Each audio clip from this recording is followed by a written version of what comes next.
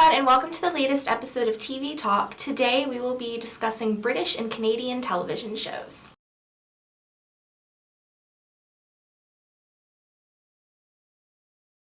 So we'll get started talking about British television shows, and our first one is one of my all-time favorite TV shows, and it is Downton Abbey.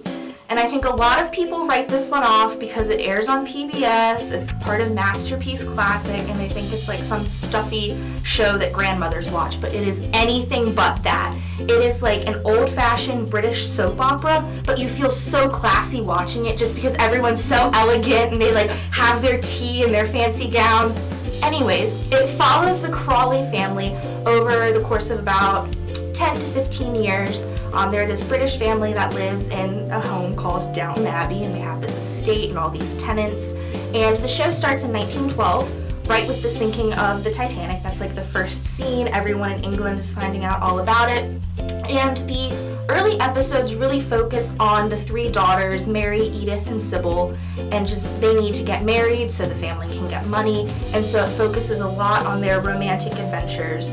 But the show eventually branches out from there, and it discusses a lot of like social and political things that were important at the time, some of them very small, like they get a telephone in the house and everyone freaks out.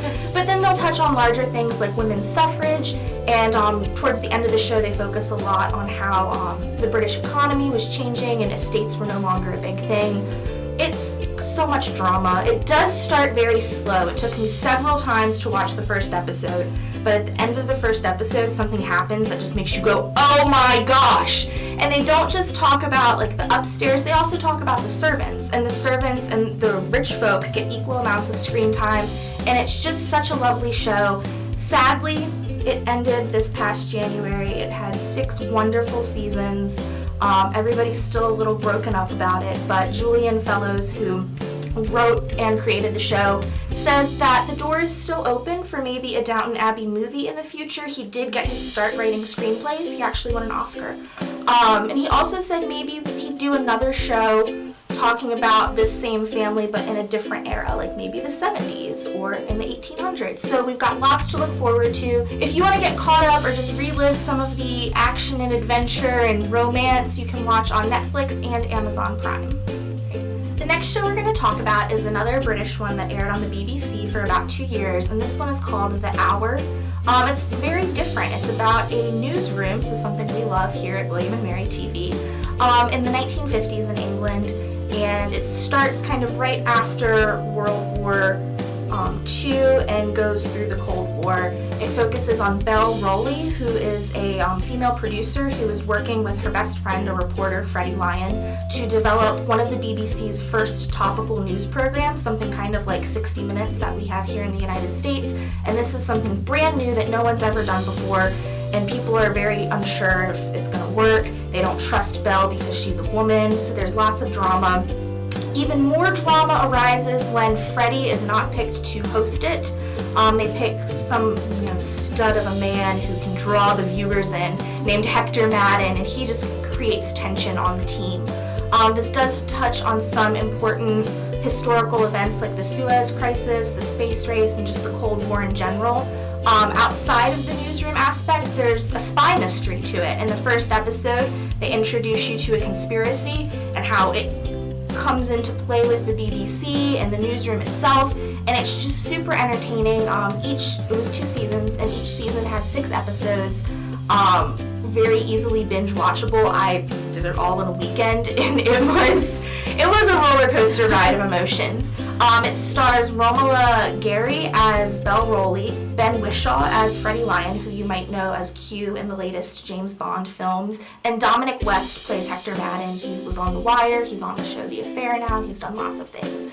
This show, like I said, only lasted 2 seasons. The producers and actors and everyone was gearing up for a 3rd season. They had lots of ideas, but then the BBC just canceled it because they said it wasn't getting good ratings, and that really surprised everyone and it upset a lot of people. But you can get caught up on the BBC American channel, watching reruns, or on Amazon. So we can't talk about British TV shows without mentioning one of the big ones that I know a lot of you guys watch, and that is Doctor Who. Doctor Who is the longest running science fiction show ever. They just surpassed 50 years in 2013, so that was pretty big. So basically, Doctor Who is about this 900-plus-year-old alien who travels through time and space in this blue box called the TARDIS. I don't watch the show, so, but one of the interesting things about this, the show is that the Doctor actually regenerates when he gets injured, so that actually allows for more actors to come in and play the role, which I find pretty cool. I think that's pretty creative, and that way, that makes sense as to why they've lasted for so long. And another really cool thing about this show is it's very family friendly, which I don't think is something that you can find easily on television these days.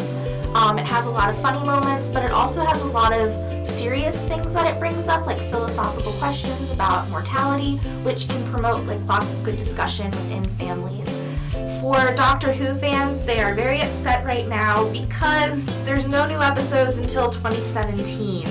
So that's a long time to wait, and then to make matters worse, they took it off of Netflix. What are they gonna do? Don't worry, we have a solution. You can watch all the episodes on Amazon Prime, and then BBC America also shows reruns a lot.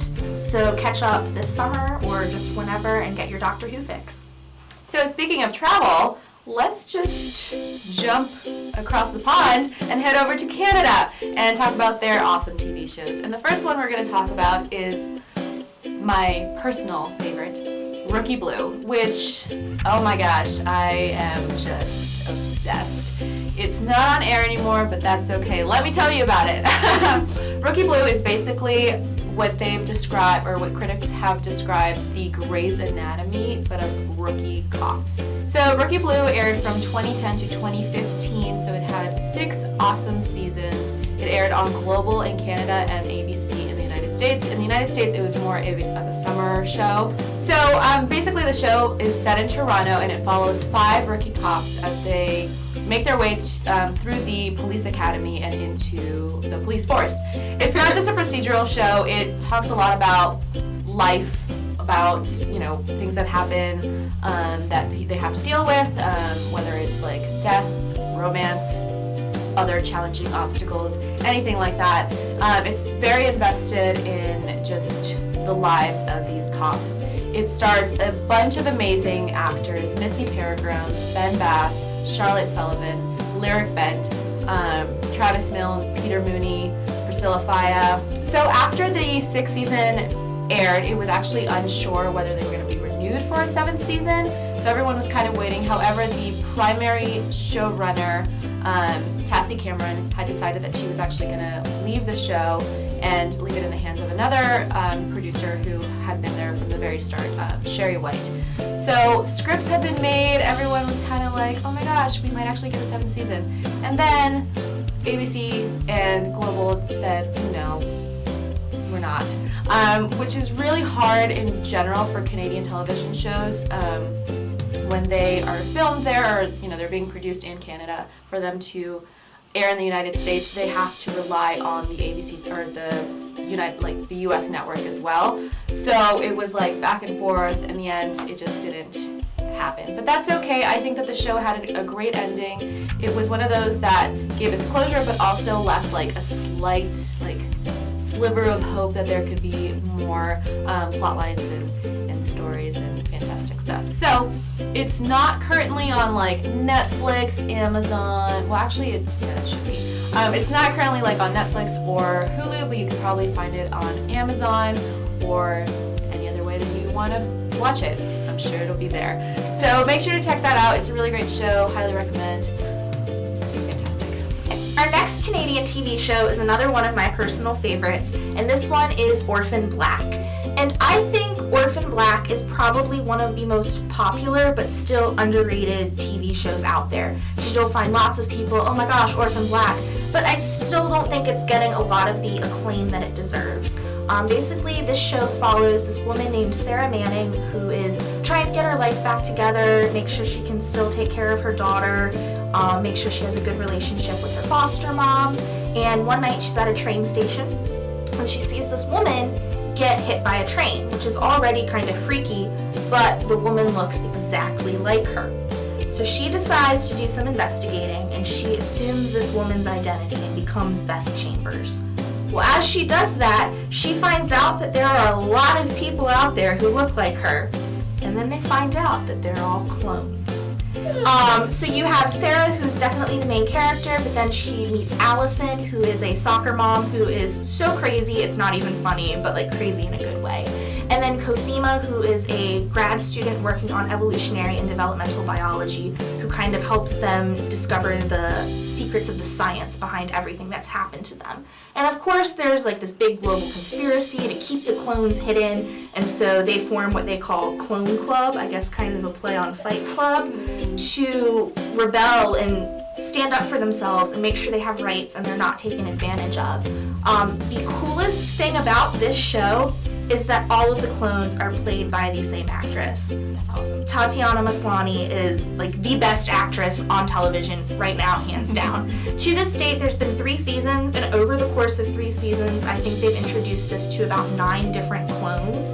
But the thing is, like, there will be scenes where like 5 of the clones are together, and she's playing all of them. It's ridiculous. Get caught up. There's 3 seasons right now. They air on Netflix and Amazon, but the good thing is, unlike a lot of the shows that we've talked about so far that have been canceled or you have to wait years to see a new episode, this one's starting up soon. Season 4 is actually going to start airing on BBC America, which is weird because it's a Canadian show, on April 14th at 10 p.m. So get caught up and then get to watching new episodes. Okay, so to end our little cluster of Canadian TV shows, we are ending with one of the big ones, Degrassi. I still don't know if I'm pronouncing that correct. Degrassi is the 4th in the franchise of this giant Degrassi universe that was first created in 1979. It was first called Degrassi New Generation, and then it changed its name to Degrassi. They have been on the air they were on the air from 2001 to 2015, so they actually just aired their last episode August of last year, so pretty recently. This show has won over 50 awards, wow, which is huge. It's a big thing for them. They have a giant ensemble cast.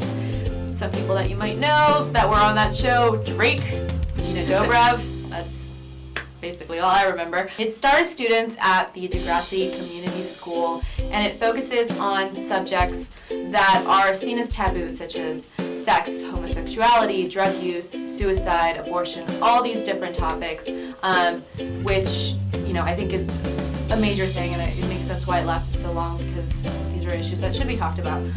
So this show has, again, a long history, 14 seasons, 385 episodes. If you want to watch it, you should probably start now. So again, they aired their last episode in August of last year, and then MTV Canada and TNIG said, well, you guys are done, canceled. However, Netflix said, hold up, we're gonna bring it right back. And so they have a new startup of it, and it's called Degrassi Next Class, which is available now. You can watch that. If you've watched Degrassi before, you can watch that now. If you haven't, I feel like it's one of those shows that you can watch anyway. Like, you don't really have to watch the previous ones. I don't know, that's just my take on it. Maybe you'll like it so much you want to go back and watch all 380 Maybe. something episodes. There you go. So if you're interested in that, make sure to check that out. So that is it for our episode on British and Canadian television shows. We hope you enjoyed. Thank you guys so much for watching. Make sure to follow us on all of the social media handles that we have: Facebook, Twitter, Instagram, and make sure to check out our YouTube channel as well as our website. Thank you guys again.